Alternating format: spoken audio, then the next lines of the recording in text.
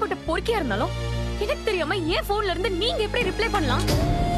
ஆமா, இதுக்கு தான் எதை யோசனை பண்ணி செய்யணும், அதிகாரிக பேச்ச கேட்கணும். புரியுதாப்ப?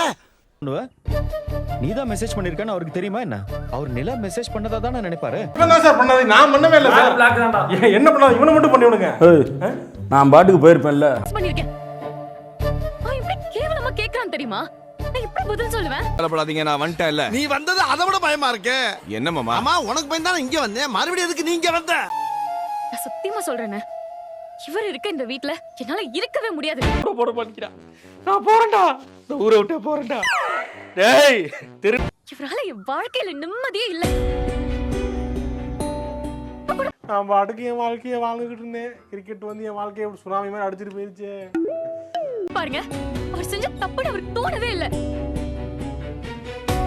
கருத்து சுதந்திரத்துக்கு வழி விடணும்டா, கேள்விகள் கேட்க விடணும். கேள்வி கேட்டு அது பதில் சொன்னாதான் என் ஞானம் பிறக்கும். ஆபீஸ் போனா அந்த ராகவ் டார்ச்சர் பண்றான், வீட்டுக்கு வந்தா இவர் டார்ச்சர் பண்றாரு. நானும் பாத்துட்டு இருக்கேன். வந்ததுல இருந்து ஒரு வாரமா அவனை பிடிச்சி இழுத்து வச்சு ஒம்பளுத்துக்கு இருக்க. தம்பி தான் என்ன சொல்லிருக்க? நான் என்னங்க பண்ணேன்? பேசாதீங்க, வார்த்தையில எனக்கு எரிச்சலா இருக்கு. மாப்ள விளையாடு, இந்த மாதிரி எரிச்சல் ஏத்தாத மாப்ள, ஒரு மாதிரி கடுப்பா இருக்கு. வீட்டுக்கு வந்துருவாங்க, அதுக்கப்புறம் இவருக்கும் இந்த வீட்டுக்கு ஒரு கும்பிடு போட்டு கிளம்பி போயிட்டே இருப்பேன். இவன் போடுற 3 வேளை சோத்துக்கு கூத்தாட வேண்டியதா இருக்கு, கும்மி அடிக்க வேண்டியதா இருக்கு. அதானே சொல்றேன், பண்ண வேலைக்கு இப்ப கூட நான் இங்க இருந்து கிளம்பிடுவேன்.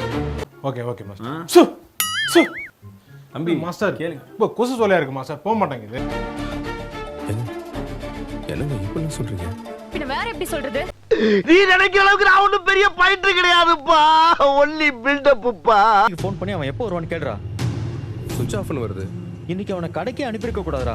ஏகாம்பரம் அலாட் ஆயிக்கடா, அலாட் ஆயிட். என்ன பாண்டியங்க? அண்ணா அப்படியே கிளம்பிருச்சானே. கிளம்பிட்டானா? ஒரு பாட்டிலால தான் எடுக்கணும். யோ, அது முள்ளால எடுக்கணும் தானே பழமொழி.